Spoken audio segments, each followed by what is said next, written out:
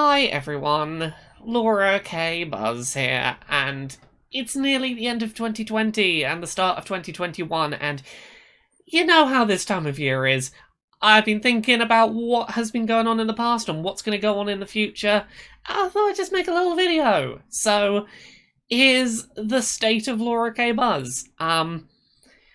I guess we should start off with what have I been up to in 2020. 2020 has been a busy year of prep work. A lot of work on projects that, are taking some time to get off the ground. I wrote 2 books in 2020, or finished writing. I wrote one and finished one off. Both of which are releasing in the first 6 months of 2020. The first one, Things I Learned from Mario's Butt, which I crowdfunded 2 years ago now. It physically exists. It's a book that exists. Have a look at this art. Oh, have a look at this art. It's all about butts. It's got a bunch of people in it. As of when you watch this video, a lot of people will already have their backer copies, will have arrived. Depending on your country, they might be in transit on the way to you. I know that ebook and audiobook copies are still rolling out, but February 4th, 2021, that's going to be a thing.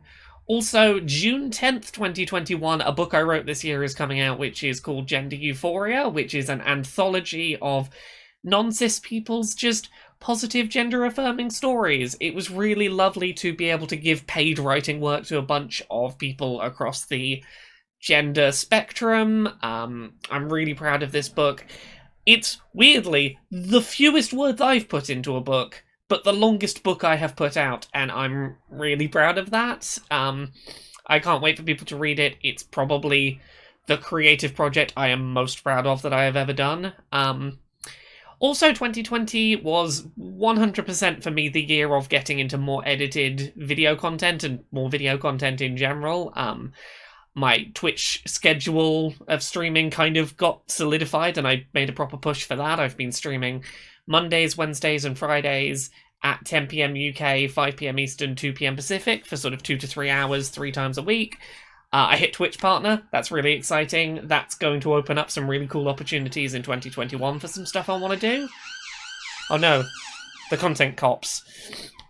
So yeah, that's been really lovely. The numbers on Twitch have been doing better. It has really become a big part of my week, and I really appreciate everyone who's been coming along for those streams. But I suppose probably the bigger thing is for the last 8 months I have been producing episodes of Accessibility, which is a show I am super proud of. It is a show entirely about accessibility and representation in the games industry. How can we make games more accessible to disabled players, and what thoughts and opinions do I have about when they put an LGBT character into a game sometimes? That's basically what the show is. We have done 8 months of episodes every Friday. I bought myself a green screen and studio lights and a camera and paid an editor and made a show that I think looks really good. I'm really proud of the production value on that show. I'm really proud of the response it's got. Accessibility as a show doesn't do great numbers. We get maybe 1,000 views in the first week on a video, which is, that is good. That is nice. It's not where I'd like that show to be, but I'm hoping that 2021 will be the year for that show to grow. I think this show has a lot of legs, and honestly, I think accessibility is a really good thing to look at in terms of where I want my content to be going in the future. I'm really proud of it because it is a piece of content that feels a bit more evergreen than a lot of the stuff I do. It's not a piece of content that lives and dies the day it's posted. It has value in going back and watching it, and watching the backlog of episodes after they've aired. It's a show that I feel like is making an active difference and is being helpful and is doing something positive in the gaming space, so I'm really proud of that show, and it's going to continue to be a big part of what I do going forward, and if anything, might sort of be the direction I try and put more of my content in future. Other than that, really, this year has been a lot of just keeping up with the things that I like creating. We've been doing Podquisition every Thursday. every Sunday a new episode of Dice Funk goes up and a new episode of Queer and Pleasant Strangers publishes. We got back into doing Pixel Squirt this year, which some things that have been going on with the website where that is hosted mean that I don't know if that show will get to continue, but we'll have updates about that soon. But yeah, I think now is a good time to talk about, like, what can you expect out of me and my content production in 2021? So, I think it's very clear that the amount of Twitch streaming I'm currently doing is working really well for me and is something I can commit to without burning out. So, you can rely on Mondays, Wednesdays, and Fridays every week, me streaming at 10 PM UK, 5 PM East, and 2 PM Pacific.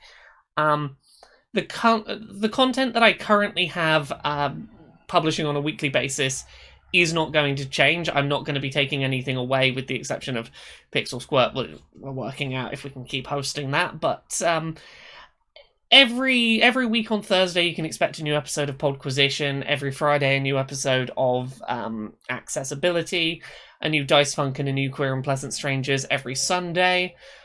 I would love to start a new video series that would go up every Monday. I have some ideas for something that's a bit more silly and light-hearted and video game adjacent, with the sort of production quality of something like a Accessibility. I would love to be a new Friday thing, assuming that the money makes sense and I can afford to pay to have that properly edited. I would love to, once the pandemic is less of a thing, I would love to get back to traveling the UK. Back when I was writing as an editor for a site that no longer exists, I did a whole series where I would travel the UK and interview game developers and try and get a feel for, like, what makes the game development scene in a certain part of the UK what it is. I would love to get back to doing that, again, assuming that money is where it needs to be, that I can afford to travel and sort accommodation to do that.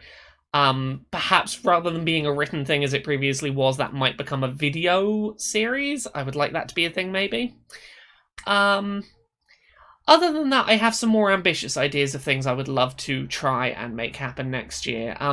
Now that I've hit Twitch Partner, I have the ability to apply to Twitch and say, hey, can I have some front page time on Twitch for blank thing that I am working on? And I have an idea for something that might, I think Twitch might agree to give me front page time for if I pitched it to them.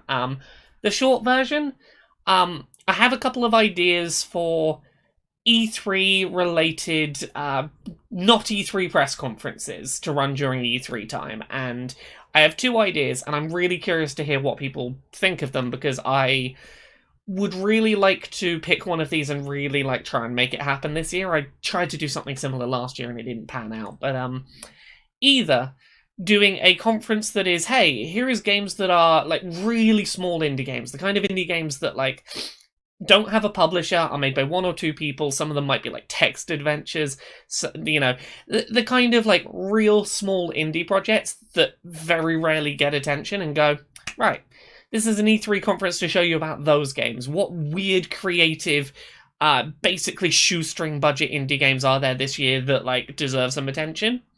Or, in the vein of accessibility, trying to find indie developers who are working on games, maybe not even indie developers, maybe generally, if any AAAs want to talk to me, be like, hey, look, are you a game developer who's making a game that has good accessibility settings in it?